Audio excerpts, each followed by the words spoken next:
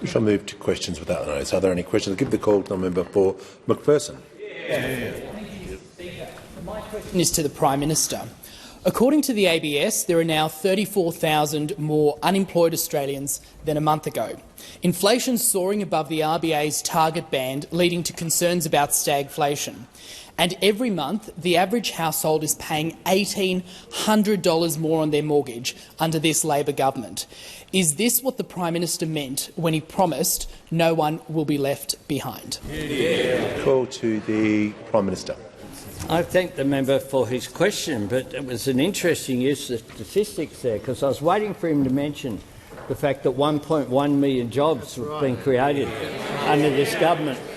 I was waiting for him, and I forgive him, because he wasn't here, of course. If he was here in May of 2022, he would have known that inflation had a 6 in front of it, was double what it is now. He would have known also that interest rates started to increase under the former government, and that there have been, in fact, 3 reductions in interest rates this year under this government. He would have known when it comes to fiscal policy that they sat there, promised a budget surplus in their first year when they were elected in 2013 and every year thereafter, and in fact they delivered just 0 when it comes to surpluses, but this Treasurer delivered not 1 but 2 budget surpluses, the first consecutive budget surpluses in 20 years. He would also know, when it comes to cost of living, that this government has progressed a range of changes, from cheaper medicines, the rolling out of urgent care clinics, the tripling of the bulk billing incentive to lower health costs. He would know that the difference that we've made in paid parental leave, in the superannuation guarantee, have made a difference. He would know that the minimum wage has increased each and every year under this government, something that is the direct result of the deliberations of the Fair Work Commission, but with the advantage of having submissions from a government that supports real wage increases, not opposes them, because the former government had low wage growth as a key feature of their economic architecture. He would know that as well. So the member's forgiven in his first term. I congratulate him on his election for being here. The member for Goldstein is warned. Do not interject with that kind of interjection. From a bloke who spoke about the Wilson government online, talk about fantasies. I think you're safe there, Leader of the Opposition. I don't know about the others behind you, but I reckon you're pretty safe from this bloke. Order.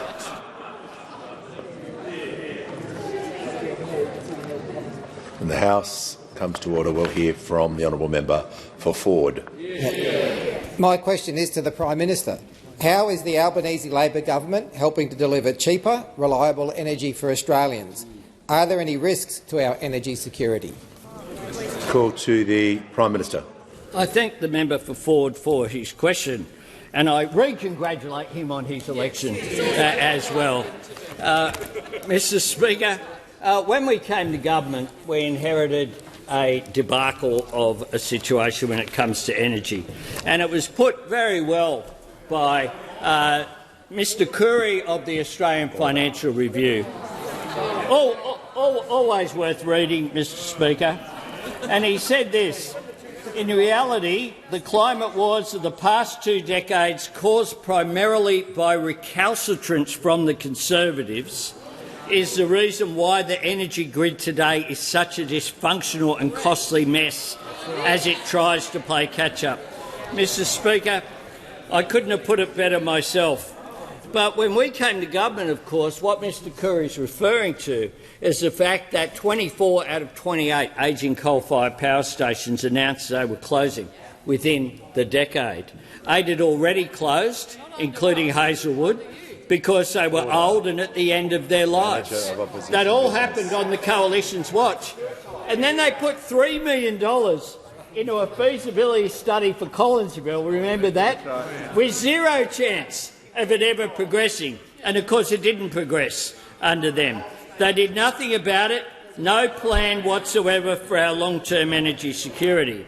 And since the election, of course, they've ripped themselves apart over energy policy. They haven't been fighting about this for 6 months. They've been fighting about it for 2 decades, Mr Speaker. 20 years with 23 different failed energy policies, 3 Prime Ministers torn down over the issue. Well, we on this side of the House have one energy policy and we are delivering it. And it's providing certainty. Order. And this is how it's going. Order.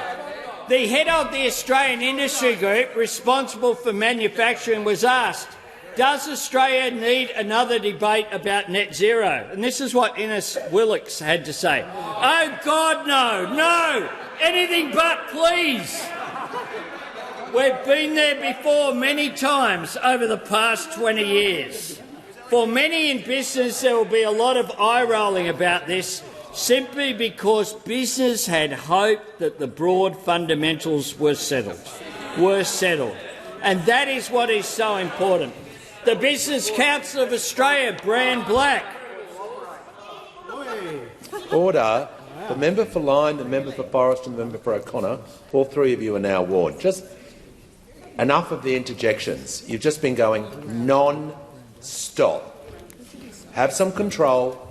Listen to what the Prime Minister is saying, show respect, and the Parliament will be a lot better for it. The Prime Minister has the call. Thanks, Mr Speaker. They're actually sledging the Business Council of Australia. That is where the modern Liberal Party have got. That's where the modern Liberal Party have got. He said, we're very much committed to net zero. We have been for some time. Indeed they have. The business community want investment certainty. That is what we're delivering. Give the call to the honourable member for Cook. Thank you, Mr Speaker. My question is to the Prime Minister. The Prime Minister promised Australians, and I quote, real, permanent, meaningful help with the cost of living. However, in my home state of New South Wales, more than 4 in 10 people are concerned about going without food. More than a third have skipped meals to cover the essentials. More than 1 in 3 will need financial assistance in the lead up to Christmas. In only 3 short years, this promise is neither real, permanent nor meaningful. When will the government address the cost of living pressures facing Australian families? Call to the Prime Minister. I thank the member for Cook for his question, and indeed I think the member for Cook has made some outstanding contributions from time to time, and I'll quote him. Order. When working at McKinsey, he was the co-author of an article titled Carbon Light, How Australia Can Power Ahead in a Net Zero World. You haven't even heard the quote yet. Order. The Prime Minister will just pause. Order. Members on my right. Members on my right. And the member for Nichols will cease interjecting. Members on the member for Isaacs. I want to hear from the manager on a point of order. Just on the point of relevance, we don't need any more time to know the Prime Minister wants to answer what he wants to answer, but this is not the topic of the question at all. And you can tell already he's off topic. Order. The member for... I'll hear from the Leader of the House first before I deal with anyone else. Mr Speaker, just to the point of order. The question's really broad. It goes to anything that's related to the cost of living, and the Prime Minister's being relevant. Order. It wasn't a I think everyone can agree it wasn't a specific question about a figure, a number, a yes or no. I think we can all agree on that. There was quite a lot in that.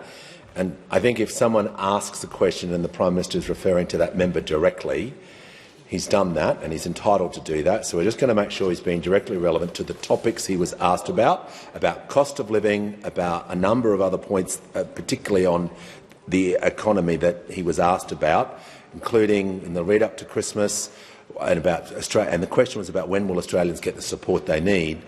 That's a pretty broad question. I I think everyone can agree with the nature of the question, so just going to make sure the Prime Minister is being directly relevant, and he'll continue. Mr Speaker, they'll get the support they need from this government, because that's what we do each and every day.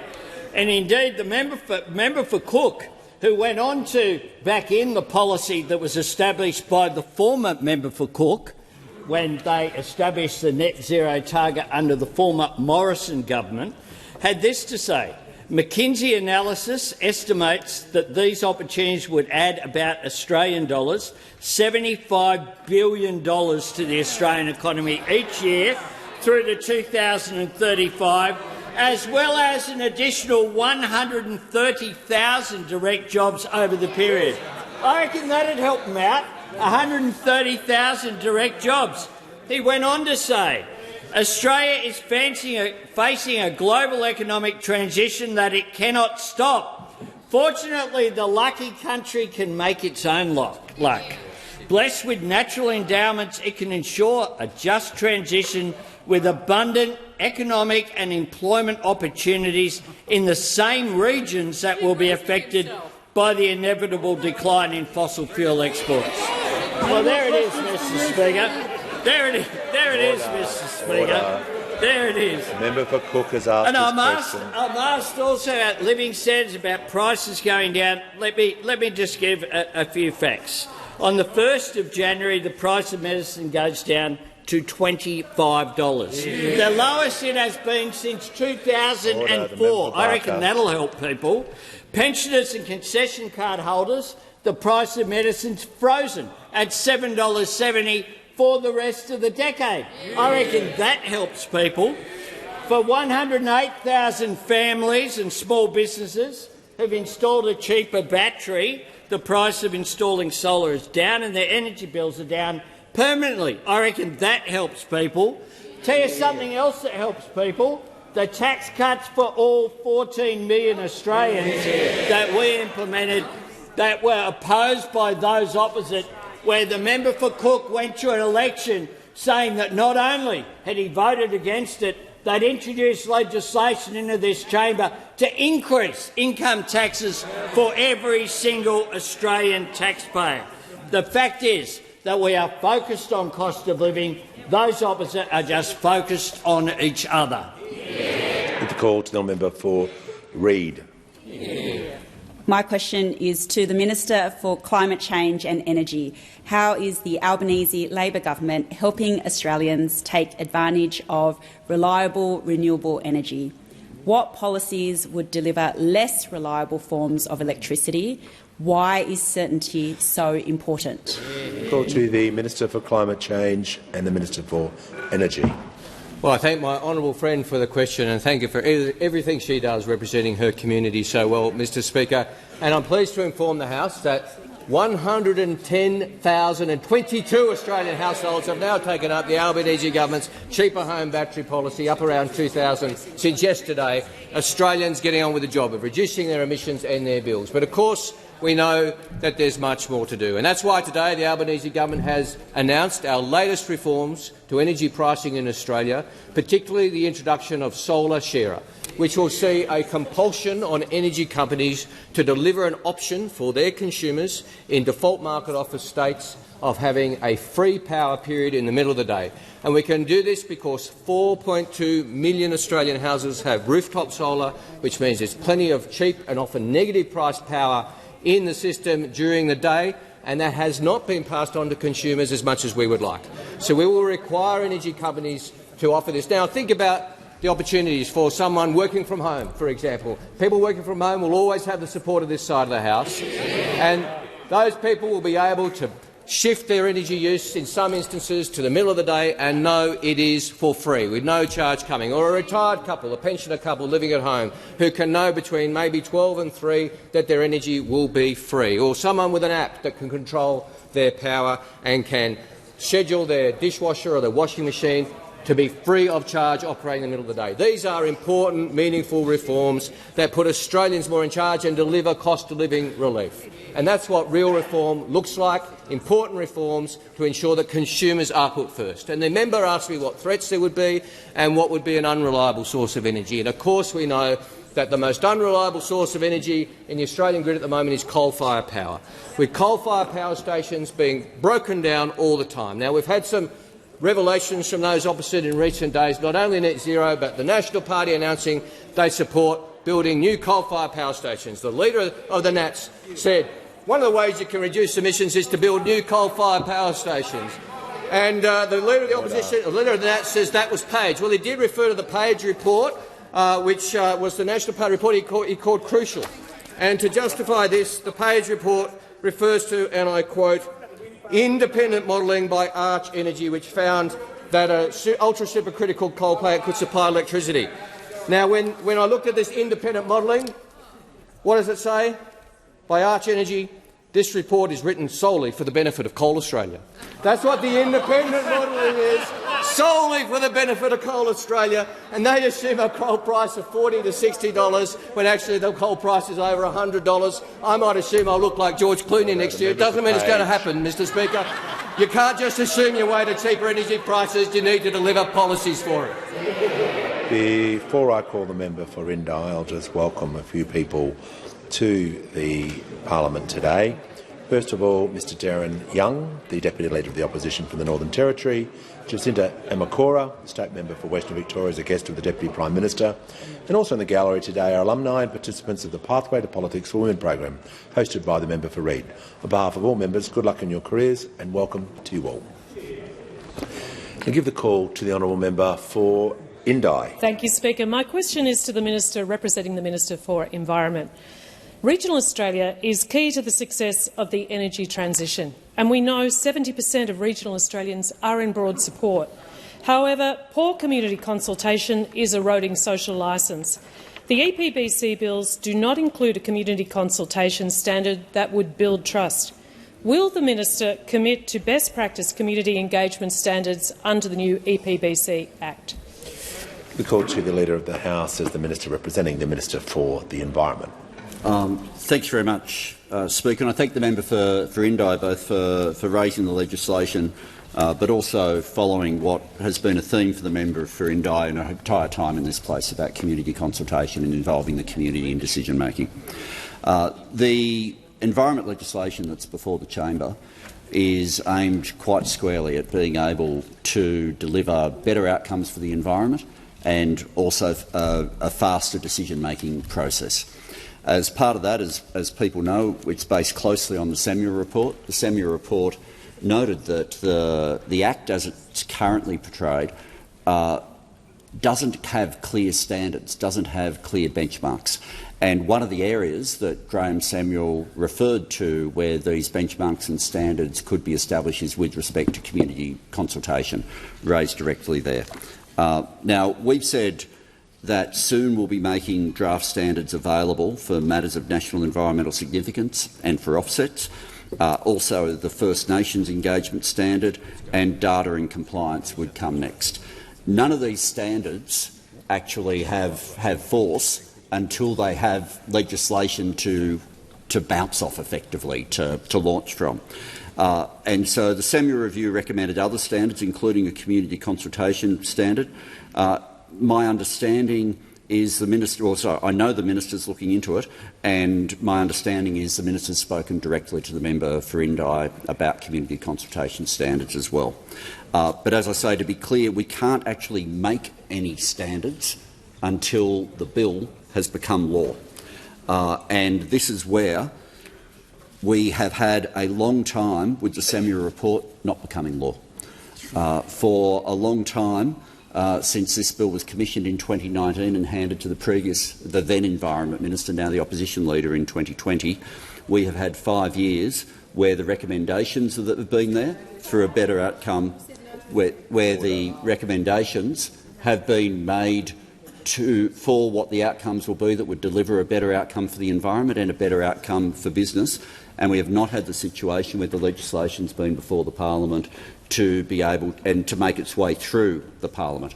Right now, it's before us, and we have an opportunity now to put the legislation through, which would do, among different things, provide the opportunity for the exact sorts of standards that the member for Indi is putting in place. And I just hope, as all members on this side hope, that the parliament takes the opportunity to finally follow through on recommendations that have been waiting too long, and during that time the environment has suffered, business has suffered. It's time to get this done.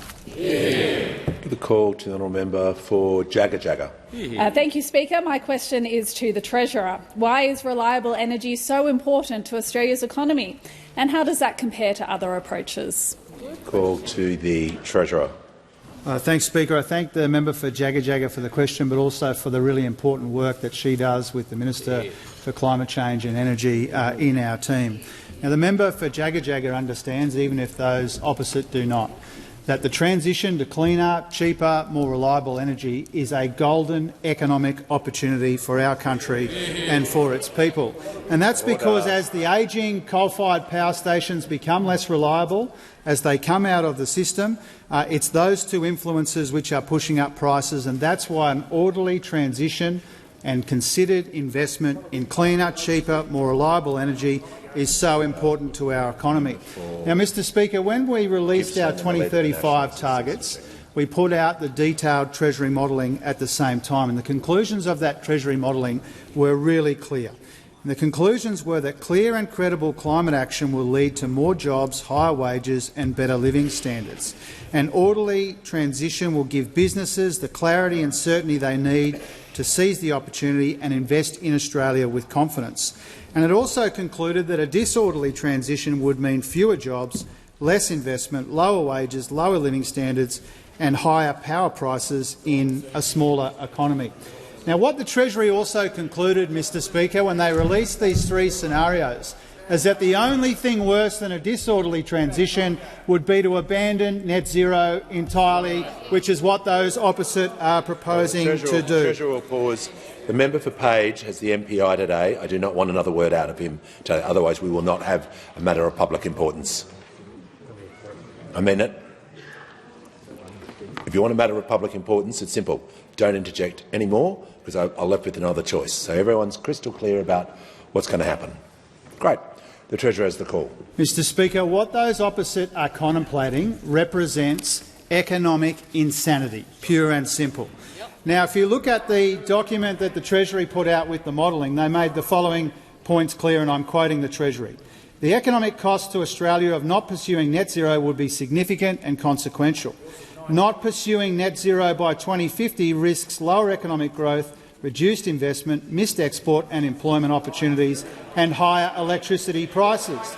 These outcomes would flow from several channels, including heightened policy uncertainty, increased borrowing costs on global markets and the loss of potential new export markets. These are important points, Mr Speaker. Theirs is a recipe for higher energy prices, lower wages, less investment, less reliable energy and fewer jobs in our economy. But we know, as the Prime Minister said, they're not really focused on the jobs of the Australian people. They're only focused on their own jobs.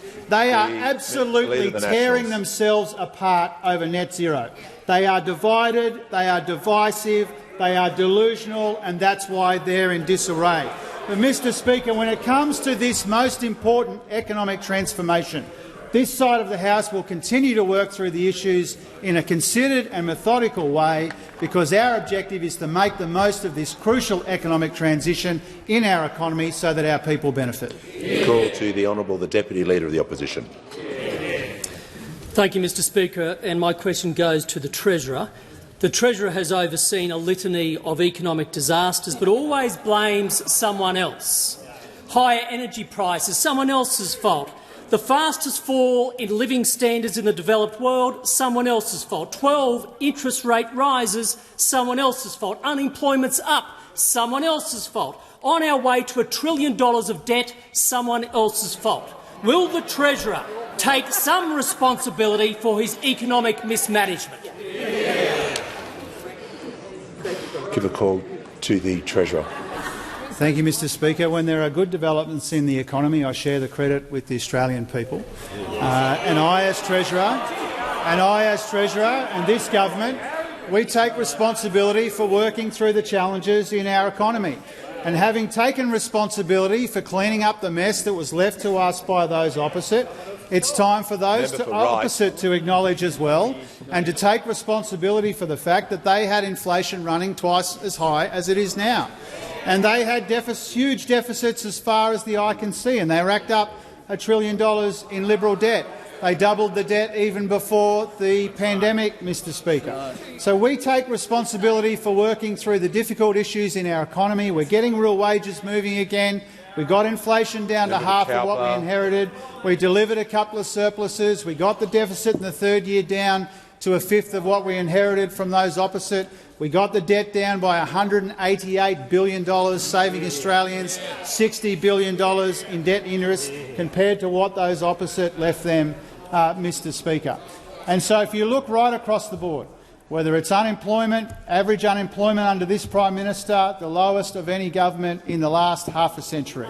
If you look at the progress we've made together on inflation, if you look at the fact that unemployment is 4.5%, historically low, Mr Speaker, and part of an average unemployment rate much lower than what was left to us by those opposite. Now, we're under no illusions about the challenges in our economy, Mr Speaker. We take those challenges seriously, and inflation is one of them. But more than acknowledge that people are still under pressure despite the progress we've made together, we're actually doing something about it. Now, when Australians are under pressure, this building, this House of Representatives, has two choices: to do something about it in the most responsible way that we can, which has been the approach of this Albanese Labor government, or to oppose that cost of living help and to take the most irresponsible course of action, which is what the course that those opposite have adopted. So I finish by saying this, Mr Speaker. If those opposite really cared about the cost of living, they wouldn't have opposed our tax cuts. If those opposite really cared about electricity prices, they wouldn't have opposed our efforts to give people a bit of help with their electricity prices, Mr Speaker. If they really cared about the cost of living pressures in communities right around this country, they wouldn't have opposed our efforts to make medicines cheaper. I could go on, Mr Speaker, but I hope they get the point. There's a difference between hoping for cost of living pressures, which is their approach, and doing something about them, which is our approach. Give the call to the member for Bean. Speaker, my question is to the Treasurer. Can the Treasurer update the House on the Reserve Bank's decision on interest rates today? The call to the Treasurer. Thanks, Mr Speaker. As honourable members would be aware, today the Independent Reserve Bank kept interest rates on hold at 3.6%. I do acknowledge that many Australians would have wanted to see more rate relief at this meeting, but this decision was widely anticipated by markets and widely expected by economists. Now, it is the case that inflation is much lower than we inherited from those opposite, and that has given the Reserve Bank the confidence to cut interest rates 3 times already this year. And those 3 interest rate cuts do reflect the very substantial progress we've made in our economy together. When we came to office, headline inflation was 6.1% and rising. It's now around half of that. When we came to office, trim mean inflation was almost 5% and rising. It's now been within the target band for 3 consecutive quarters, albeit at the top of the target band now. If you look at around the world, inflation ticked up in September for every major advanced economy except the UK, where it was flat, but much higher than it is here. Now, Mr Speaker, once again, as I did in the answer a moment ago, I acknowledge and we acknowledge that even with this progress we've made, Australians are still under pressure. Those 3 interest rate cuts are providing a bit of relief, but we know that many Australians would have preferred to see more relief delivered today.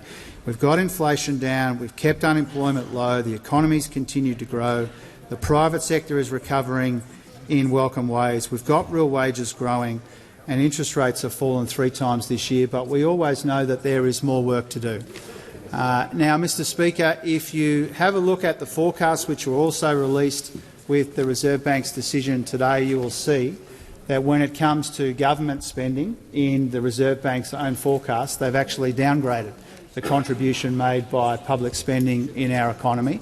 And I think that does torpedo some of this dishonesty that comes from those opposite about the role of government spending. And so I point that out, Mr Speaker, acknowledging the usual politics will be played by those opposite. But if those opposite want to claim that budgets are the decisive factor in interest rate decisions, then they've got to explain those 3 interest rate cuts this year, including 2 interest rate cuts which came after the budget in March. Mr Speaker, we will continue to work through the issues in our economy, the challenges in our economy, in the most responsible and considered and methodical way. We've made a lot of progress together in our economy. We know there's more work to do, and we've acknowledged that throughout. Call to the Honourable the Leader of the Opposition. Thank you, Mr Speaker. My question is to the Prime Minister. Prime Minister, Australians have just been denied a Christmas rate cut because of Labor's reckless spending. 32% of households are going without food or skipping meals, and in some suburbs 90% are struggling to pay their mortgage. Labor has just killed a Christmas rate cut. Is this what the Prime Minister meant when he promised that life would be cheaper under him? Call to the Prime Minister.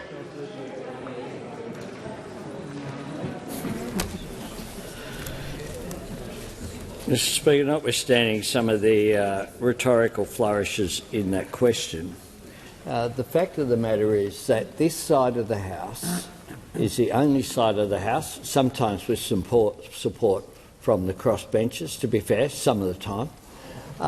We have implemented a consistent policy of support of cost of living measures, consistently.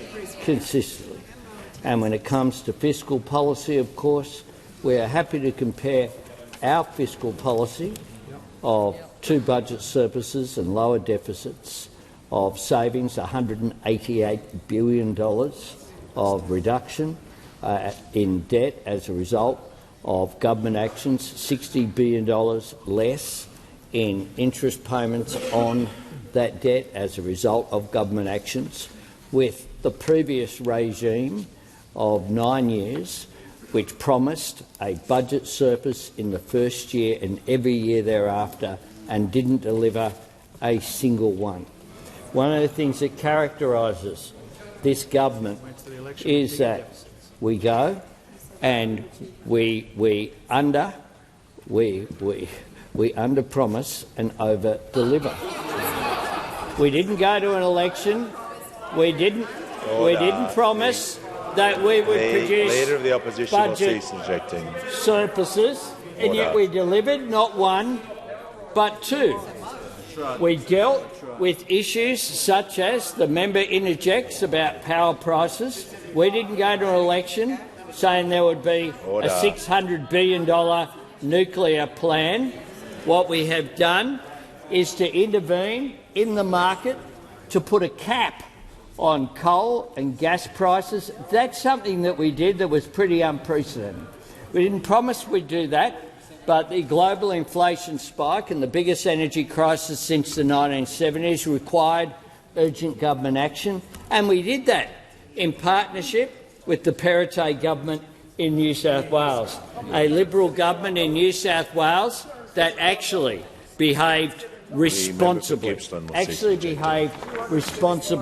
at that time, unlike those opposite, who've opposed all of that, like they opposed the energy bill relief, they opposed the tax cuts, they opposed the pay rises for low-income workers, they opposed fee-free TAFE and said that people don't value it if they don't pay for it.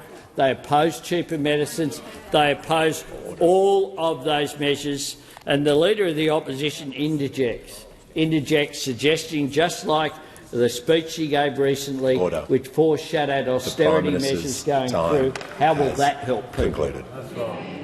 Give the call to the honourable member for Hunter. Thank you, Mr Speaker. My question is to the Minister representing the Minister for Industry and Innovation. How is the Albanese Labor government's delivery of reliable energy driving good blue-collar jobs in regional Australia? What are threats to this? Give a call to the Minister for Defence Industry, the Minister for Pacific Island Affairs and the Minister representing the Minister for Industry and Innovation. Thank you, and I thank the newly shaven member for Hunter, and his passion for jobs in our community is very laudable. Speaker, we know that our vibrant, world-class industrial sector delivers good jobs for Australians, hundreds of thousands of jobs, and most of them in regional Australia. But the truth is, Speaker, without access to cheap and reliable energy, these industries and jobs are under threat. Just ask the workers at Tomago.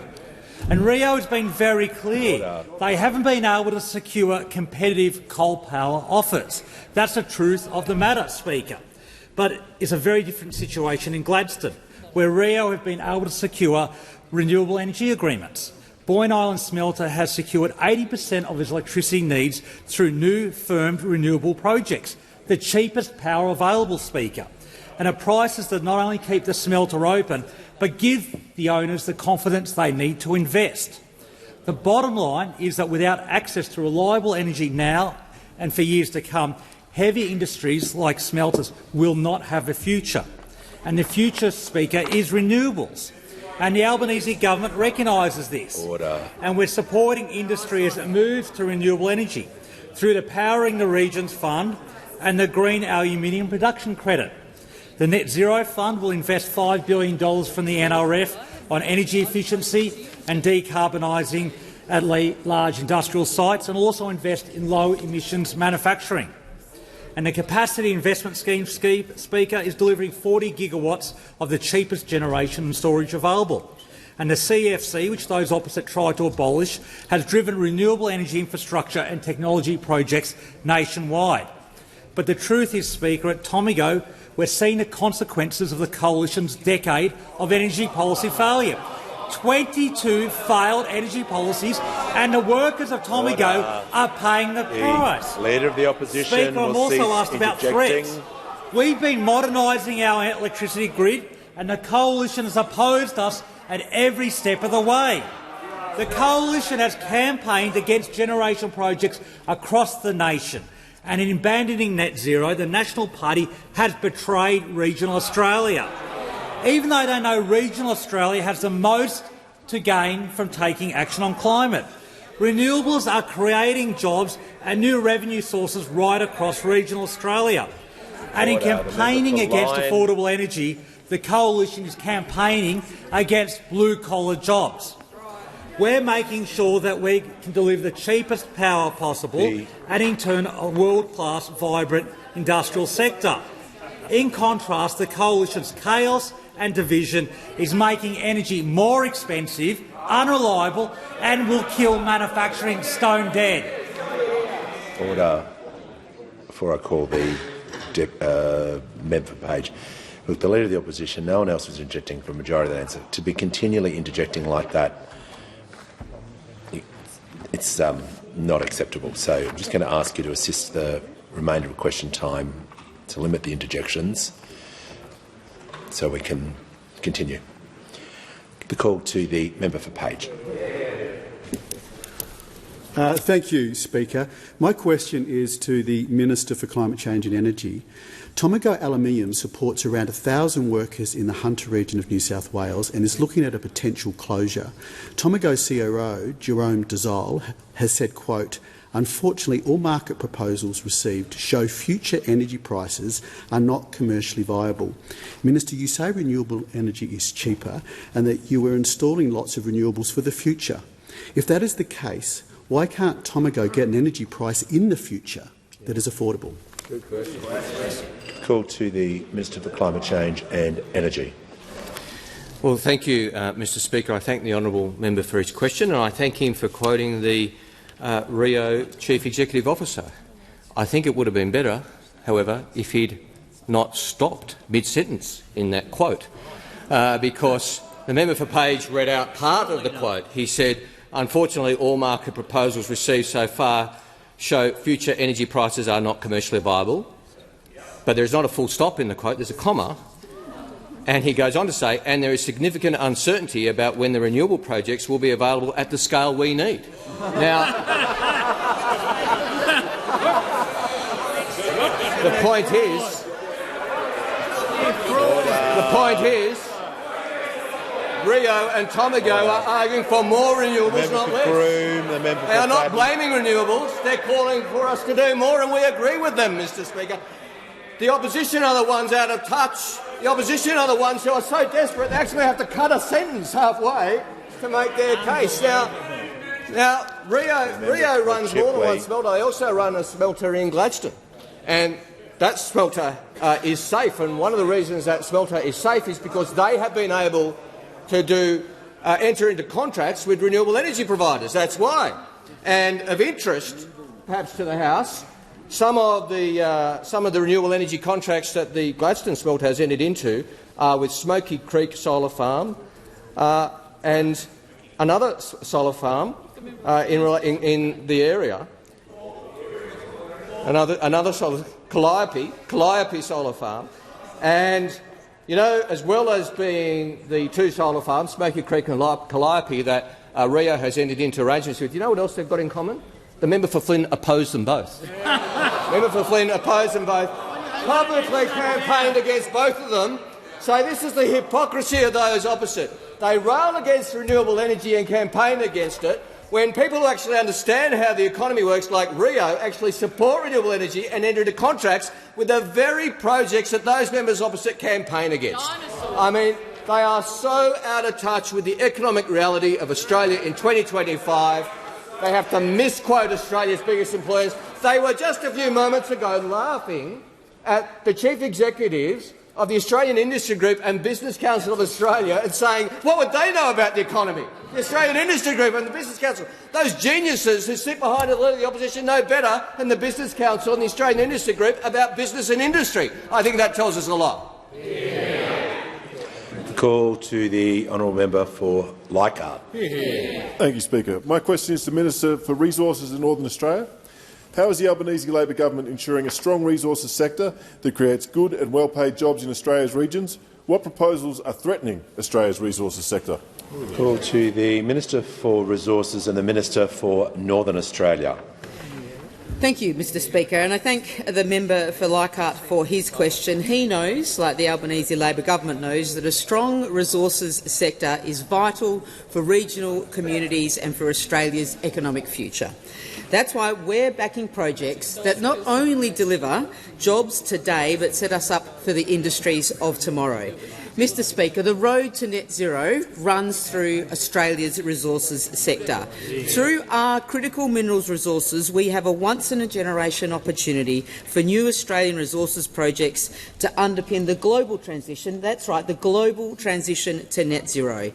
The Albanese Labor government supports net zero emissions by 2050, which of course stands in stark contrast to the utter circus that is the Coalition's failed climate policy. And that's on top of 22 failed energy policies, 4 of which they came up with in 14 days not that long ago.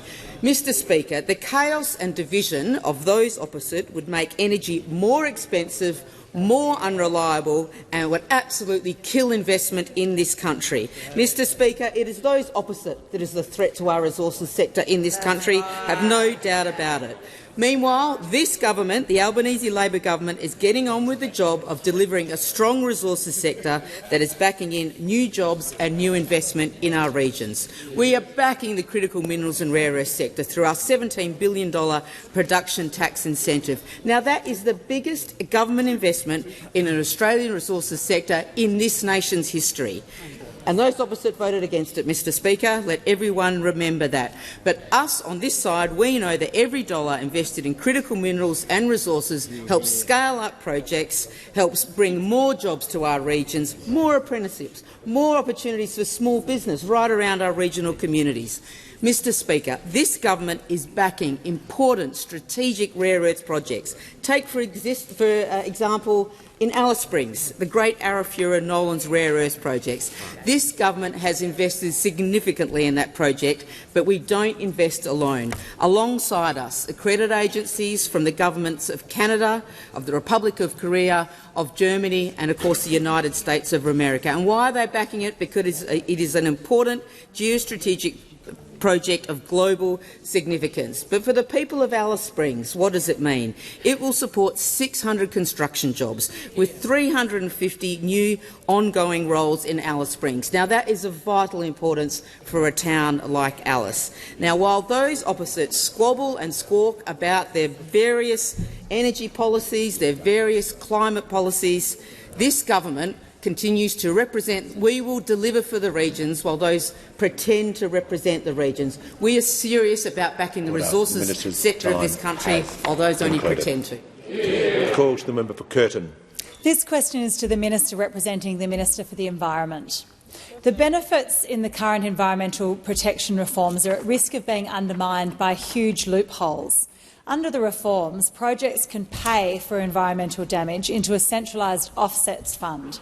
But in New South Wales, Queensland, the Pilbara and overseas, these funds have consistently failed to deliver real environmental outcomes. Will the government consider amendments to put stronger safeguards around this offsets fund so it actually delivers for nature? Give the call to the Leader of the House and the Minister representing the Minister for Environment and Water. Thank you very much, Speaker, and I thank the member for Curtin for raising the legislation in that particular aspect of it, and acknowledge the member for Curtin in a time and this place has followed these issues relating to the environment throughout a whole time here. If I can go through the changes that are there with respect to offsets in two sections, if I may. The first is a change. At the moment, under environmental law, there's a principle of no net loss. Under the new principle, it goes to net gain.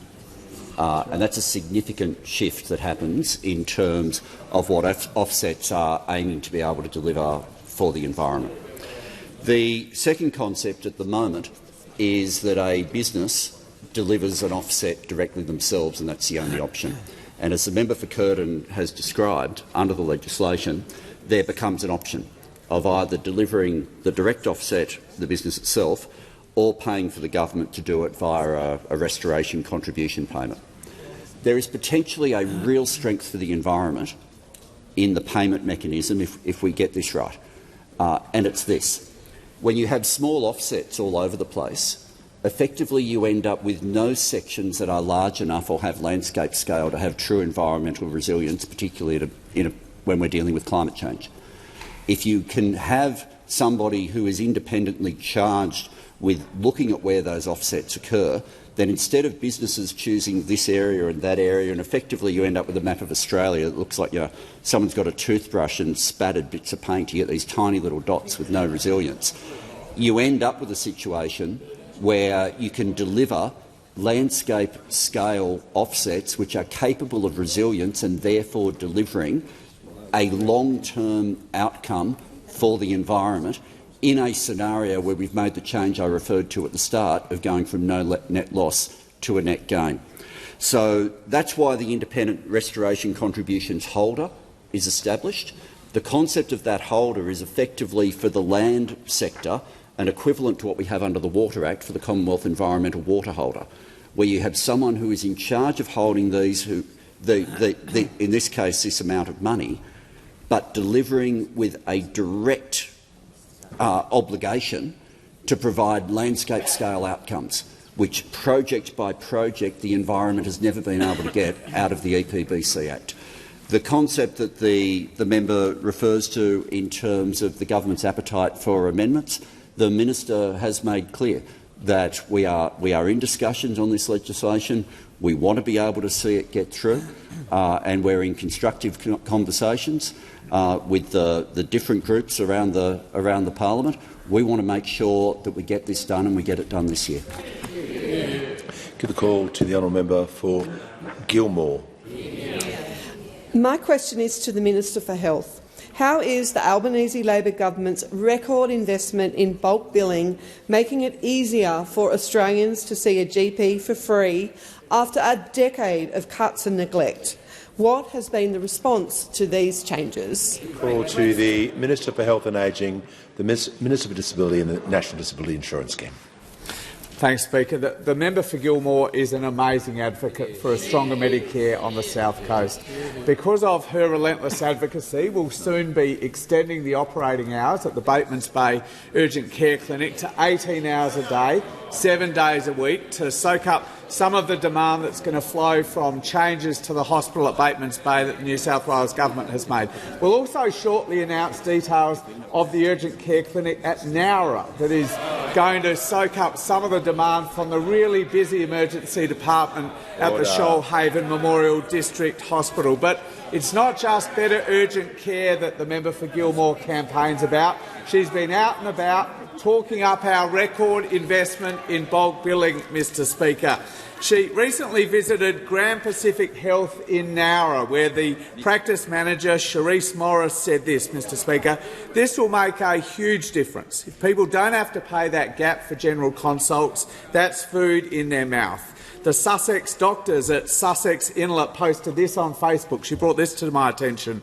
"Healthcare made more affordable at Sussex Doctors. We're proud to be a fully bulk billing clinic, ensuring everyone in our community can access quality medical care." Prime Minister will love this. "Your appointment covered by Medicare, just bring your card," they said. The Bomaderry Creek Health Centre also said on Facebook that they're bulk billing all patients from the 1st of November 2025, and recently the member met with GPs at the Queen Street Medical Centre at Maria, Mr Speaker, and they're also taking up this expanded bulk billing incentive. In just 1 week, Mr Speaker, the number of GP clinics in Gilmore that bulk bill every patient that comes through their door has doubled. In just 1 week, Mr Speaker. Today, almost half of the practices in Gilmore are 100% bulk billing, and that number will continue to grow, Mr Speaker, because these clinics in regional Australia get an even bigger boost from our record investment than clinics in the city, Mr Speaker. The Medicare payment for a standard bulk billed consult, Mr Speaker, in a town like Maria last week was $44. This week is $87, double the price it was last week, Mr Speaker. It's doubled in 1 week, and those bulk billing clinics for 100% of their patients get 12.5% loading on top of that, Mr Speaker. That is why these clinics are making the shift. It's obviously good for their patients, so that the patients can go to the doctors when they need it rather than when they think they can afford it, but it's also good for the practice, and it's also good for the individual doctors, and that's why the member for Gilmore is out there talking up our record investment. Call to the Honourable the Deputy Leader of the Opposition. Thank you, Mr Speaker. My question goes to the Prime Minister, and it follows the Treasurer's earlier remarks about today's RBA statement. What the Treasurer didn't reveal about that statement is the RBA's forecast for headline inflation to peak at 3.7% in the middle of next year, well above the target band, and not to return to the band until 2027. My question to the Prime Minister is, given the government spending is running 4 times faster than the economy, isn't it time to rein the Treasurer in to stop his spending spree? To the Treasurer. Order. The House comes to order. The Deputy Leader has asked his question. Nothing started yet, so we'll just reset. You've asked your question. Treasurer has the call. Thank you, Mr Speaker. I don't think the Shadow Treasurer has thought through his question, because if he had, or if he understood the forecasts released half an hour or so ago, or if he was being honest with the House and therefore the Australian people, if he was talking about the forecasts, he would point out that the Reserve Bank has revised down the contribution made by public spending to the economy. Now, either he doesn't understand that, which is troubling, or he does understand that and he's trying to be dishonest about it. Equally troubling, Mr Speaker. Now, when it comes to the Reserve Bank's forecasts of inflation,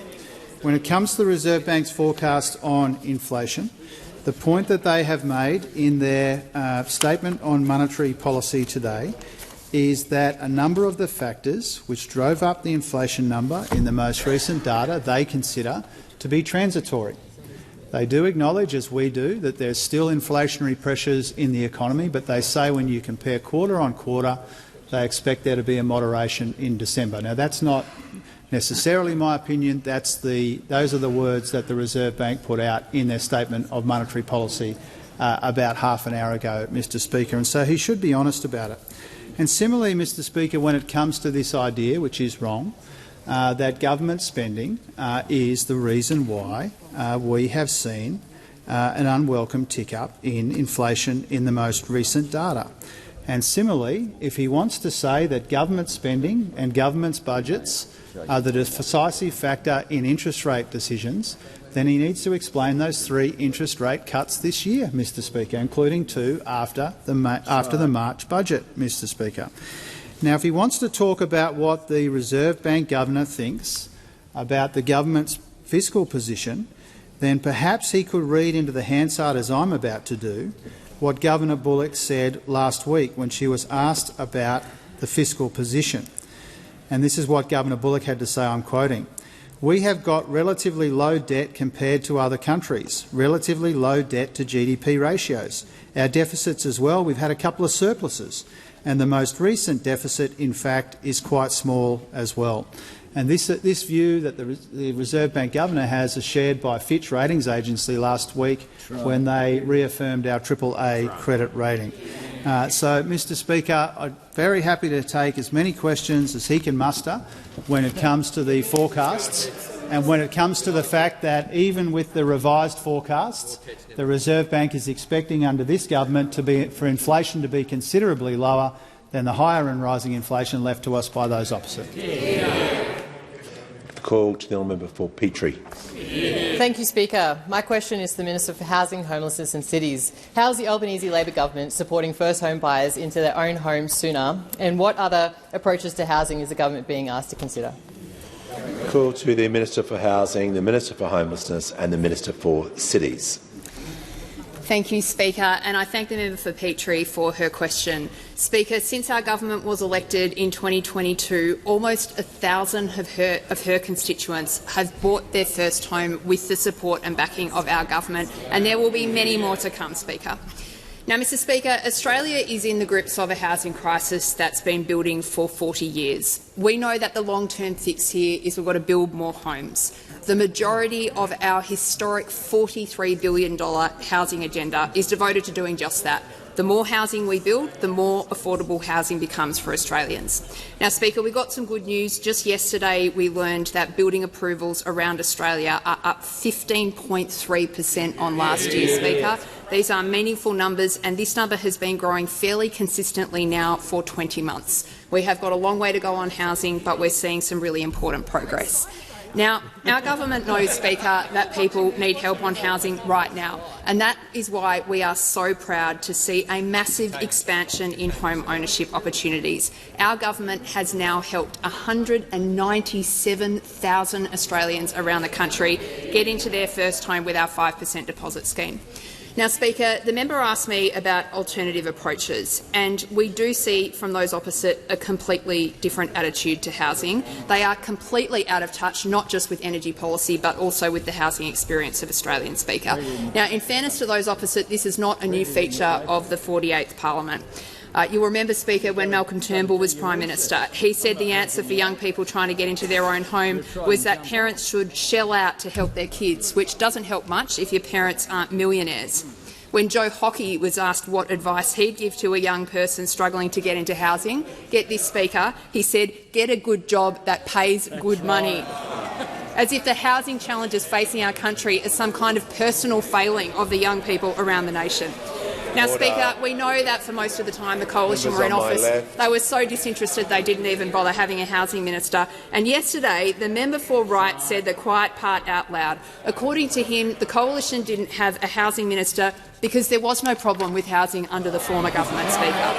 Mr Speaker, let me be really clear. The reason they didn't have a housing minister wasn't because there was no crisis, it was because they didn't care, Speaker. Under those opposite, house prices in Sydney more than doubled. Rents skyrocketed and an entire generation in our country gave up on the idea of home ownership. They spent 9 years doing absolutely nothing about this problem. They then went into opposition and they've spent the last 3 years trying to block and delay things that will help. They're now doing everything in their power to show all of you in the public gallery that they are not even remotely concerned with your problems but just with their own. Speaker, I wouldn't trust them on housing or anything else that matters to you and your family. The call to the member for Calais. To the Infrastructure Minister. In 2007, the National Party turned the first sod on the Bells Line of Road Expressway. This kicked off a golden age of broken promises, delays and funding raids on a fast road over the Blue Mountains that all major parties are guilty of. And the traffic jams from the Central West to Sydney are worse than ever. will your government commit to turning the Great Western Highway into a genuine expressway to Sydney? Give the call to the Minister for Infrastructure, Transport, Regional Development and Local Government. Thank you very much, and can I thank the member for Calare for the question. I know this is an issue that he feels very strongly about.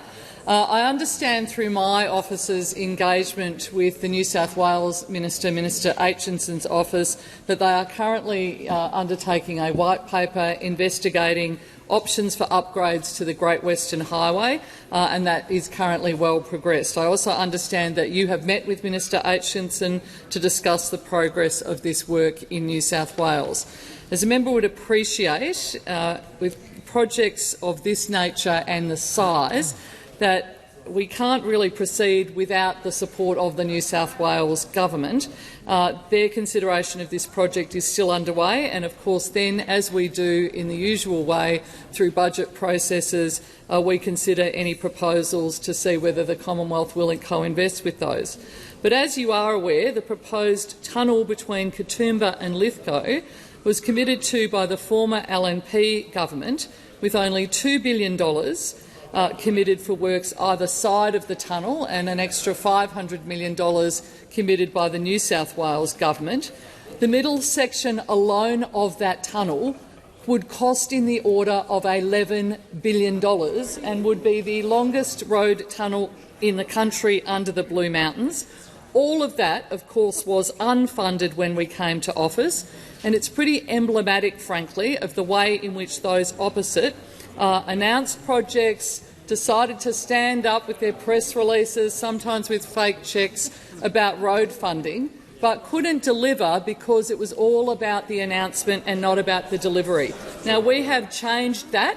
That is what we are focused on, in delivering projects that, in fact, have been properly funded, properly planned, and that's important. That's what we saw from those opposite. I've undertaken that is we are not interested in that approach because it means you simply cannot deliver those projects. Now, I know we remain very committed to the member for Calare, your area. We're investing a lot there already. We've invested planning money for Dixon's Long Point Crossing, money for the Cox River Road upgrade, Peak Hill Road upgrade, over $22 million for oversized mass improvements on the Golden Highway, $10 million for those critical renewable energy zone roads. There's projects in community infrastructure that you've advocated strongly for, $15 million for the Orange Sporting Precinct, for example. We're investing in infrastructure in Calare, but we do it properly. We do it in a way that we know that we can deliver, that are properly planned and properly costed, unlike those opposite, who frankly raised expectations and then failed to deliver anything. Call to the honourable member for Mencari. My question is to the Prime Minister. Prime Minister, how is the Albanese Labor government supporting First Nation Australians living in remote parts of the country by securing good jobs, easing the cost of living and delivering essential infrastructure? Call to the Prime Minister. I thank the member for Mencari for her question, and it was indeed an absolute pleasure to be with the member there at Uluru just over a week ago to celebrate the 40 years since the handover of Uluru Katajuta to First Nations people, to the traditional owners. And it was a wonderful celebration, and it was indeed a great honour for me as Prime Minister to be there. Now, Labor promised to abolish the failed CDP, which was essentially work for the dole that provided no training, no skills, no real wages, no real advancement for First Nations people in remote communities, and to replace it with real jobs with proper wages and decent conditions. And we've done just that as of Saturday, the 1st of November. The CDP is gone for good, and it's gone nationwide. We replaced it with the Remote Australia Employment Service, building on the 1,700 remote jobs we're already rolling out, over halfway to the 3,000 that we will deliver. This is all about our government's focus on economic empowerment for Indigenous Australians, tangible, positive change, creating new opportunities. We also have a responsibility to ensure that every community has access to the fundamentals of a decent life, things that most Australians take for granted. And last year, our government made a generational investment in remote housing in the Northern Territory. Our 10-year agreement will deliver up to 2,700 homes in the Northern Territory, many of them up and running already, and I met people in that community who have already benefited from this program, tackling overcrowding and creating local jobs. We have 33 remote water projects are on track to bring clean and reliable water to 25,000 people. And in response to the Closing the Gap report, we promised new action to cut the cost of 30 household staples for families in remote communities. As of Saturday, more than 100 community stores have signed up to that. That's about getting essentials like flour and tinned fruit and toothpaste, those essentials that most of us take for granted in Australia, getting it so that people can stay healthy on country. Our government is focused on making a real difference for First Nations people in remote communities, economic empowerment, healthy lives supported by good jobs and wages. And the member for Mencari is such an outstanding advocate for people in those communities, and I congratulate her on the extraordinary work that she is doing, which is why she was so well received by the local population, the Ananu people there in Uluru. Give a call to the honourable member for Monash. Mr Speaker, my question is to the Prime Minister. House prices in the month of September grew at a faster pace than at any other time in the last 2 years. Now industry is warning that the government's reckless expansion of its Help to Buy scheme will push house prices up by 6.6% in 2026 and for several years after that. Hopes for a Christmas rate cut are now dashed. Is this what the Prime Minister meant when he said he has real and lasting plans for cheaper mortgages? The call to the Prime Minister. I thank the member for Monash for her question, and indeed I hope that she writes to the 1,358 members of her electorate who benefited from the 5% home deposits. I hope she writes to them. Order. I hope she writes to them and say that somehow it's inappropriate that you're buying your own home. What you should have done was just stay paying off someone else's mortgage rather than pay off your own mortgage, because that is what the member for Monash is suggesting.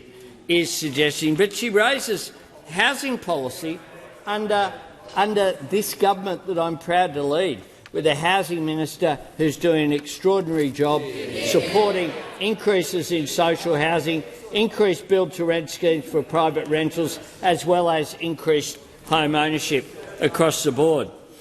In August, indeed, the Leader of the Opposition was claiming that this policy was, I'll quote directly, "Today Labor announced a revised Morrison government policy which we developed to help Australians get into their first home with a smaller deposit." So it was their policy that they tried to claim, then they're against it. Now they're against the 1,358 Australians who have benefited in just that one electorate from this. But we know that there is a comparison, of course, because we heard it yesterday from the member for Wright. The member for Wright said, and he backed up today, saying exactly when the housing minister was making her contribution in this chamber, said that the reason why there was no housing minister under the former coalition government was that it wasn't needed. Apparently, up to 2022, everything was hunky-dory. Order. The Prime Minister will pause. The manager on a point of order. Yeah, thank you, Speaker. On relevance, of course, there is a question here. The Prime Minister is not attempting to answer the question. He's paying a lot of attention to the member for Wright, which I'd recommend, of course, but that wasn't in the question. And this is a serious question about an increase in his own government scheme leading to increased house prices, and the Prime Minister has not addressed it and is not addressing the question. The manager has raised his point of order. The Prime Minister was asked about the house prices growing at a faster pace over the last 2 years, and he's indicated that he's covering that as a topic. He was asked about rent to buy, he was asked about, or help to buy, sorry, and interest rate cuts. And the question was about is this what he meant by the cheaper mortgages? So there was a lot in that question, and he's reflected on, he's commented on some commentary about the topic, but I asked him to remain directly relevant in light of what the manager has raised. Thanks, Mr Speaker. Those opposite believe, as I was saying, that everything was hunky-dory before May 2022. There were houses being built everywhere, there were social homes and people were getting into public housing. Rentals apparently were coming down under them. It's all nonsense, because it's all about supply. And what we have done is concentrate on supply. Increased building and increased supply, which is why the increased approvals, members on my left, which the figures came out yesterday, showed that under this government you are getting an increase in supply. And as we go around the country, as we go right around the country at all the projects that are opening under the programs that we have established, over 520,000 new homes have been built under Labor. We're just Prime getting Minister's started, time more to do, but we will deliver. Call to the honourable member for Werriwa. Thanks, Mr Speaker. My question is to the Minister for Employment and Workplace Relations. How is the Albanese government standing up for workers, including those who have to work on public holidays? What other approaches have been put forward? Call to the Minister for Employment and the Minister for Workplace Relations. Well, thank you, Speaker, and I thank the member for Werriwa for that question.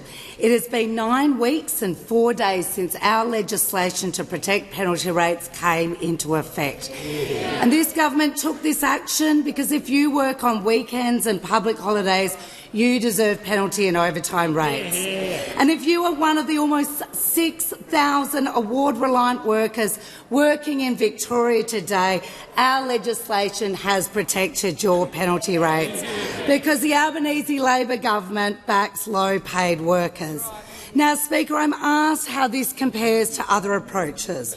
Well, when our legislation was before the Parliament, the Coalition used every excuse to stand in the way of action to protect penalty rates. The Shadow Minister for Employment did not miss an opportunity to criticise our protections of penalty rates. He claimed it does nothing for workers. Of course, this is not a new position for the Shadow Minister. In 2017, he voted against protecting Sunday penalty rates in the Parliament. But it does seem, Mr Speaker, that in the past few days the Shadow Minister has had a change of heart. I noticed over the weekend that the Shadow Minister has a newfound love of public holidays. In fact, the Shadow Minister has declared on social media that a Wilson government, there will be a new public holiday on Melbourne Cup Day. Primarily, it seems to get him out of coming to Parliament. Now, I'm not sure if this is official Liberal Party policy, but it has been enthusiastically backed by Senator Hume, I note. But I hope a policy of this nature, of course, will include protections for all workers, not just politicians like he seems to advocate for. Now, a word of caution, though, for workers right across Australia. The workers probably shouldn't put this public holiday in their diary just yet, because according to a recent poll, even the independent member for Wentworth is a preferred Liberal leader than the member for Goldstein. But you never know, Mr Speaker, he might just be a little slow to get out of the gate. And we may see a Wilson government sometime in the future. But of course, in all seriousness, Mr Speaker, it is incredibly disappointing that we see the Coalition completely talking about themselves, which days they're going to have off. Of course, is it going to be the member for Farrer, the member for Canning, the member for Hugh, or even the member for Goldstein that will lead this party? It's only our Labor government that will back Aussie workers. Order. Give the call to the member for Calais. To the Housing Minister. Order. Members on my right, there is an order for question, which as everyone knows, but I don't know why. Order. Order. Order. When the House comes to order, we do not need this behaviour. The member for Calais, it is a crossbench order. Order. Order. When the House comes to order, we'll hear from the honourable member for Calais. To the Housing Minister. In the midst of a national housing crisis, the central west of New South Wales and country communities around Australia are missing out on key national housing funding.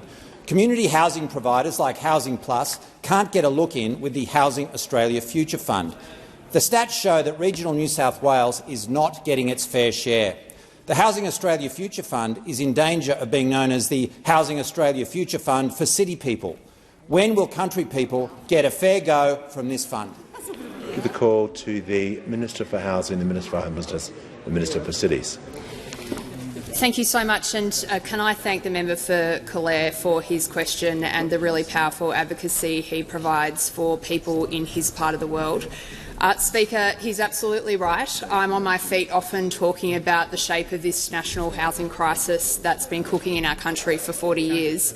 It has a very, very important regional dimension, and I thank those particularly on the crossbench, and I'd include Dr Haynes in this, people who are consistently coming to me and speaking the voice of regional Australians and the need for us to continue to work with those of you in the bush who are struggling with housing.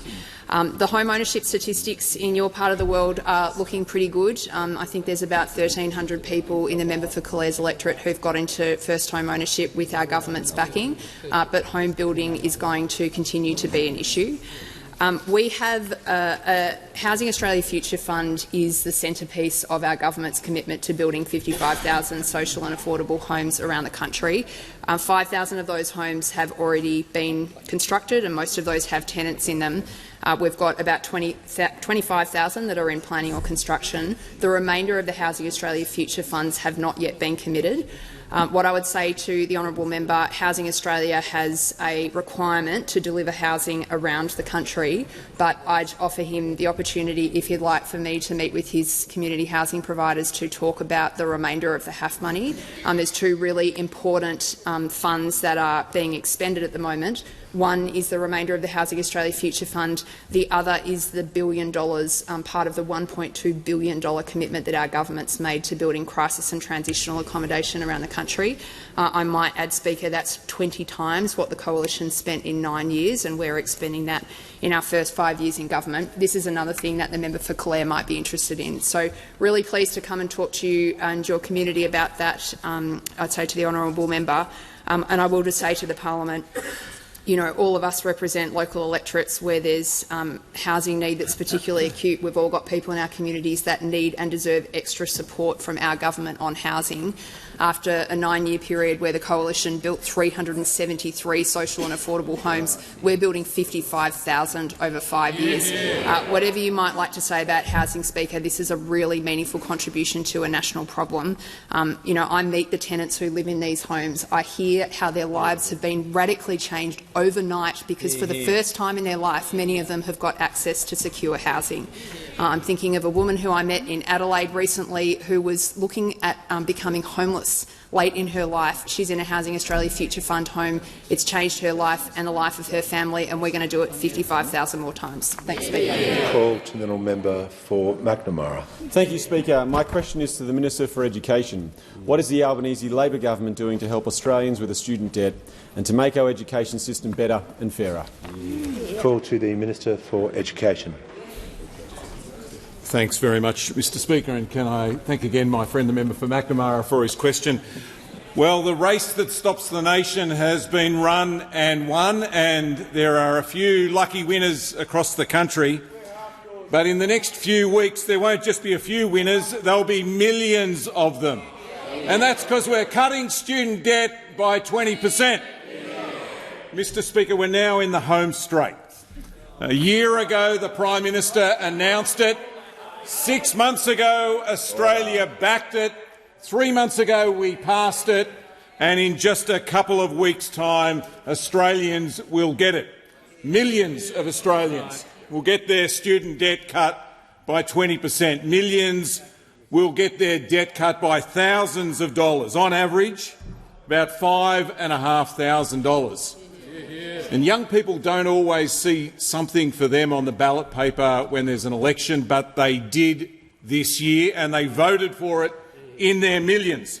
And now they're about to get it, and to see it, and to feel it, and to hear it, because they'll get a ding on their phone, an email or a text message to tell them that their debt has been cut by 20%. And when that happens, there'll be one person that they can thank for it, and that's this Prime Minister. Mr Speaker, I'm asked by the member for McNamara, what else are we doing to build a better and a fairer education system? Well, I can advise the House that paid prac has now started. That's financial help for teaching students and nursing students, midwifery students and social work students while they do their practical training. That's real cost of living help. And so far, more than 65,000 Australians have applied to get it. I can also advise the House that next year 2 new end-to-end medical schools will open up to train more doctors, one in the north in Darwin, one in the south in Launceston. And next week I'll open 2 more university study hubs, one on the west coast in Northam and one on the east coast in Beenleigh. And this Friday I'll be in Smart Street, in the heart of Fairfield, in the heart of Western Sydney, with the member for McMahon, opening the University Study Hub that the member for Fowler asked me about just last week, bringing university closer to where people live. Mr Speaker, this is what delivery looks like, and this is what we are focused on: cutting student debt by 20%, paid prac for teaching and nursing students, and more university study hubs in the bush and in the suburbs, and there's more to come. To the Prime Minister. Prime Minister has the floor. Member Goldstein, resume your seat. Prime Minister has the floor. Christian Brothers taught me mercy, Mr Speaker, and I ask that further questions be placed on the notice paper in all of our interests.